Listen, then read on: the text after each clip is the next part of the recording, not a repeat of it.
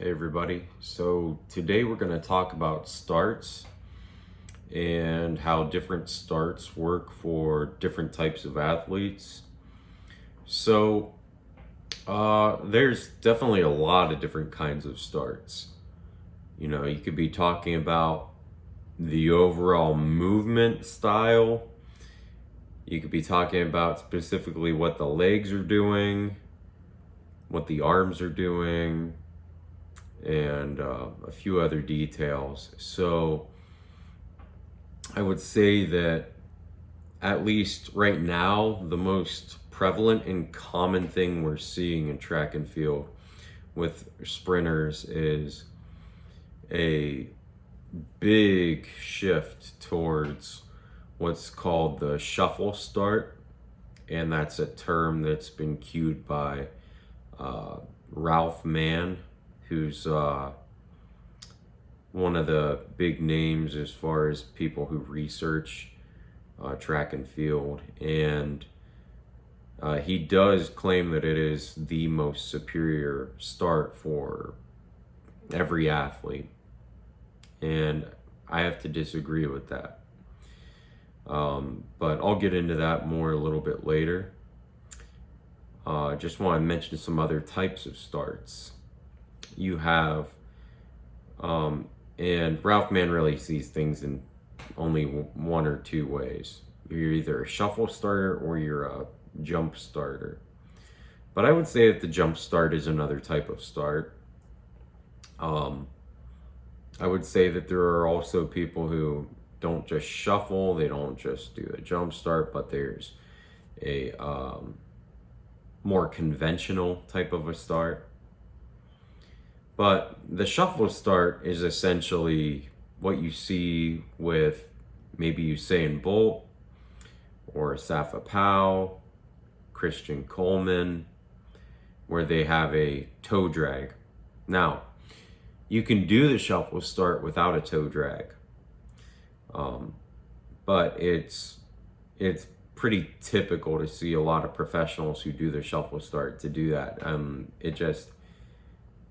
It's obviously not very natural to run with your feet that close to the ground. So the actually dragging the toe can teach an athlete, it can wire into them to, execute that on every start. It's just an overcorrection, really. But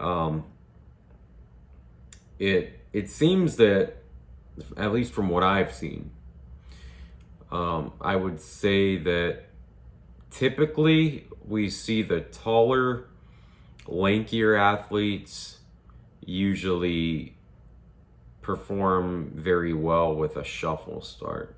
Usain Bolt and a Safa Powell, you see those guys really are the ones who originated with the toe drag, shuffle start. And I think one of the reasons is because they're taller athletes. Their coaches recognize that maybe their hips are dropping by the time that they land on their second step. And so I think that they tried to coach them to have lower heel recovery, and it probably just wasn't working in training. And so you tell them to scrape their toe or drag their toe across the track, and all of a sudden they were probably able to get it lower to the ground. That's just my speculation, is that they just couldn't do it without that sort of a cue. The coaches probably tried to get them lower, and it kept going really high, and then the hips were sinking and dropping.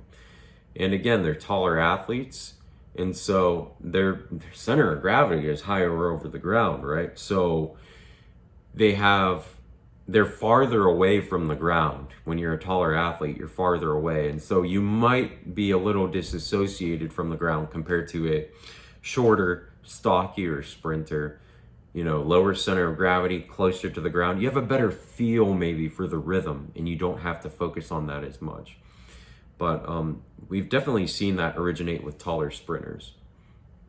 The other thing that I would say is that, to add on to that, you see guys like Johan Blake and some of the shorter Jamaican guys, and a lot of them don't actually drag their toe when they sprint. So, people just see Usain Bolt run his world record. Oh, he dragged his toe during the world record. That means we should all do it.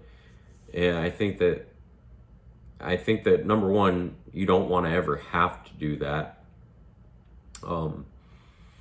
Number two is certainly that it's not for everybody. I don't think everybody's going to perform their best with a very low heel recovery. I mean, there's a lot more other important factors in a start than just your heel recovery.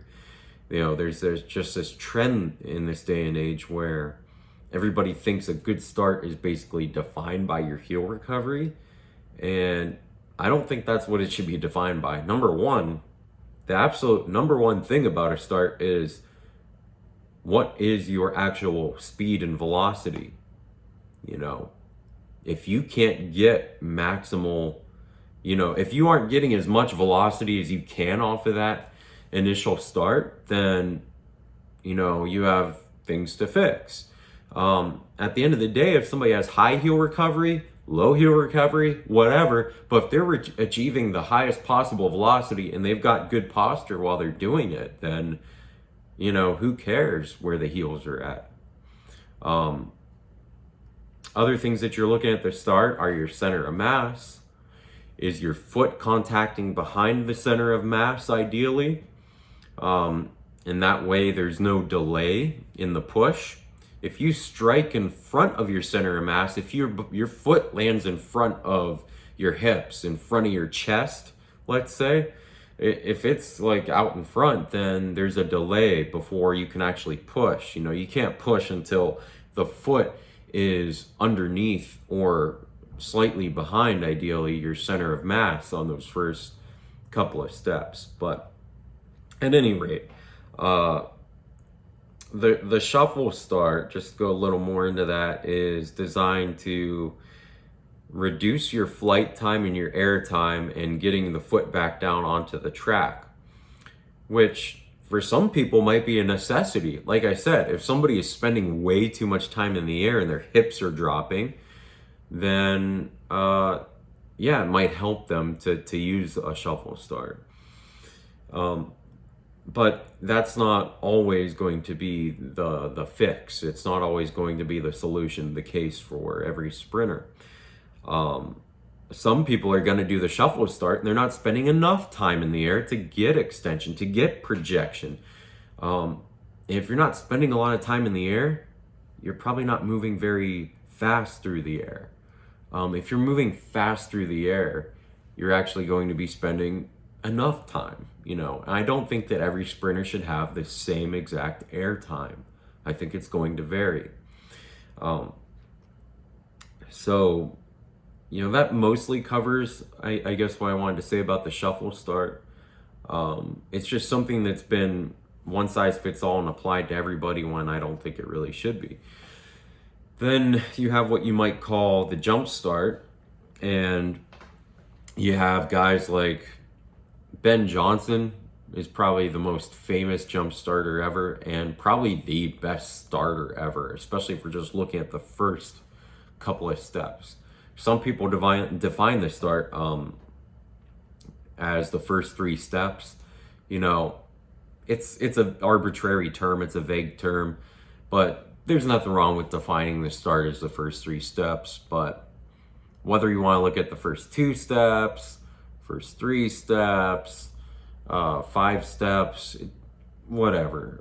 But at the end of the day, Ben probably did have the best out of all of that. The best first step, the best 3 steps, the best 5 steps. Ben had it. And he was a jump starter, which Ralph Mann says makes you slow. But if you look on film, even though Ben was not a toe drag shuffle starter, he was still able to get his foot back down onto the ground quicker than everybody else, like in history. Just look at it, His foot is back down on the ground and he's applying force quicker than other people. And he didn't have to, again, drag his toe because he had such great power levels that he could just explode out. Now, one thing to mention about the reason that Ben was able to do this, well, for one, this is just how he naturally always started as a kid. He just kind of jumped out. But even Charlie noted that it probably helped him to do all these medicine ball drills, right? Take a medicine ball, squat down with it, jump out and explode out and do a start, so squat, throw, sprint. And they would do a lot of that in his training group. And so, that probably reinforced that movement pattern in Ben. And so, at any rate, just having that type of training affects your start. If you don't do that type of training, you're probably not going to have a jump start if you don't do explosive medicine ball throws. You're probably not going to have a jump start if you don't do actual jumping types of starts in practice, where like you do a broad jump and then you go into a sprint. If you're not doing those types of exercises, chances are you're not going to really have a big jumpy start. But again, the thing is, Ralph Mann says that everybody has excessive air time if you're doing a jump start. Look at Ben. He does not have excessive air time, and he does a jump start. Look at Carl Lewis. I know he's not the fastest starter ever, but the jump start set up his acceleration to where he had the fastest top end speed at the time when he was running. And so I consider that a successful acceleration, a successful start. Why would Carl Lewis use the jump start? He was a jumper. The guy was the best long jumper in the world. And so it makes sense that he has a high heel recovery and a jump start. I mean, he used a double hitch kick. He ran and cycled his legs through the air as he long jumped. So of course he's going to have a pretty high heel recovery when he comes out the blocks. He's just built dynamically for that. And again, the exercises, the events that he did reinforced those movement patterns. So if somebody is built for jumping, or they are a jumper, right, then they're probably going to have a jump start. Even if they're not a jumper like Ben, they're just so explosive. And they do medicine ball starts, and they do other things, push-up starts, whatever. Chances are you're going to likely be able to do a jump start.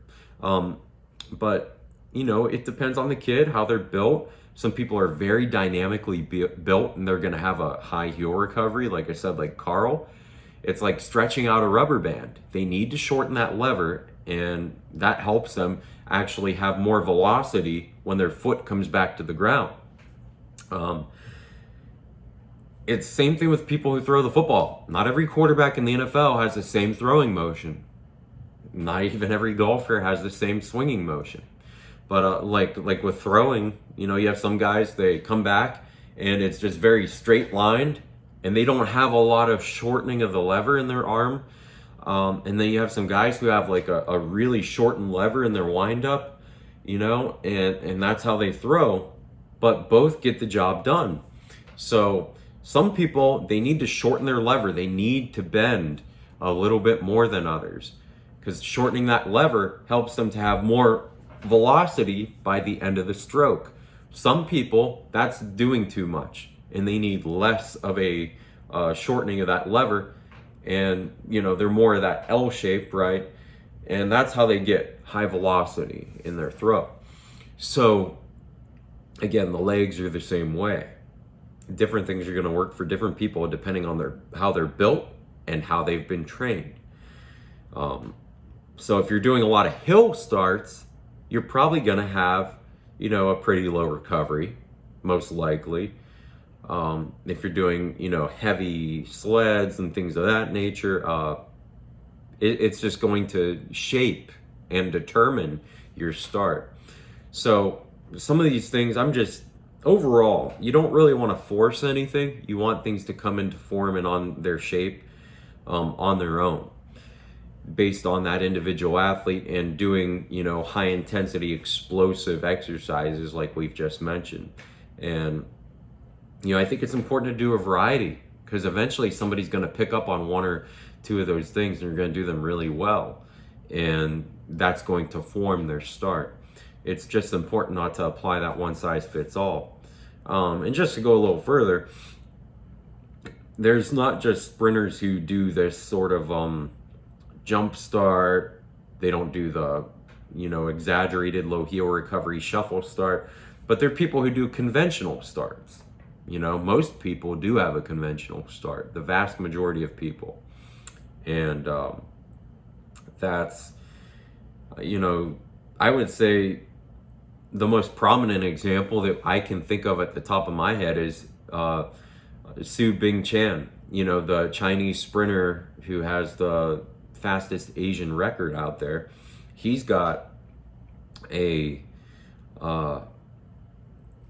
conventional start. He doesn't jump out of the blocks, but he doesn't have exceptionally low heel recovery either.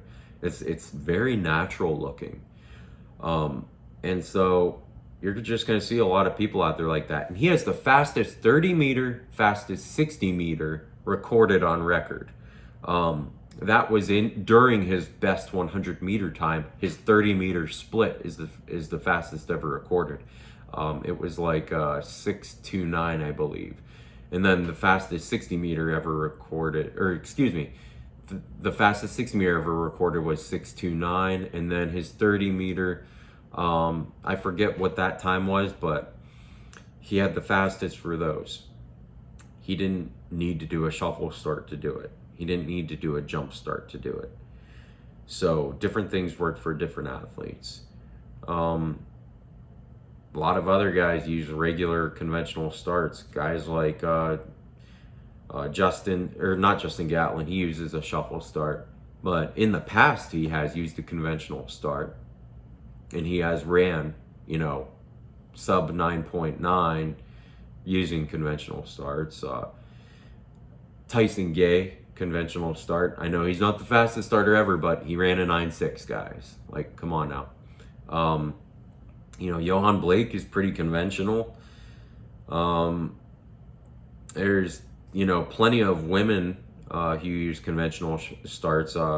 Shelly-Ann Fraser-Price. There's other guys like Maurice Green, who, great starter, right? World record in the 60. He didn't jump start. He didn't shuffle start. So, different things work for different people, and you have to make your training work for you. Typically, shorter, stockier athletes are going to have an easier time having lower heel recovery. But you do have shorter, stockier athletes who don't have super low heel recovery. They kind of high heel recovery once in a while. Shelly-Ann Fraser-Price, look at her starts, and she's a great starter, by the way. But she's short and stocky, and she has pretty high heel recovery. It works for her, though. So why fix it if it ain't broke? The Jamaicans aren't fixing it because it ain't broke, all right? So a lot of people do this shuffle start just because they see Usain Bolt, but look at what the Jamaicans do. They don't make everybody do that type of a start. It's just an overcorrection. And Charlie Francis didn't make everybody do the jump start. Ben Johnson did a very prominent jump start, but the other guys that Charlie trained, they didn't do jump starts. They did conventional starts. And even when you look at Carl Lewis and Tom Tellez, Carl Lewis had a very prominent jump start. But if you look at guys like who were under the same camp, who am I thinking of? Leroy Burrell, he didn't really jump out the same way that Carl did. He had just a conventional start. You look at guys like Eli Hall and Cameron Burrell. Those guys, it's conventional starts.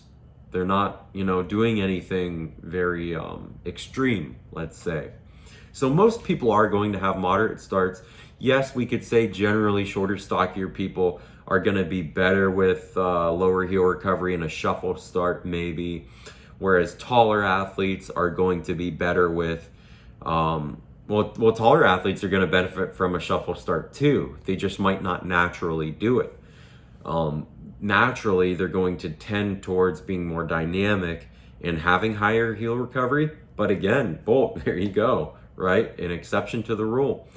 But that doesn't mean that everybody should be the exception to the rule. Carl, again, a tall, lanky athlete, used a jump start. Bolt, tall, lanky athlete, used a shuffle start.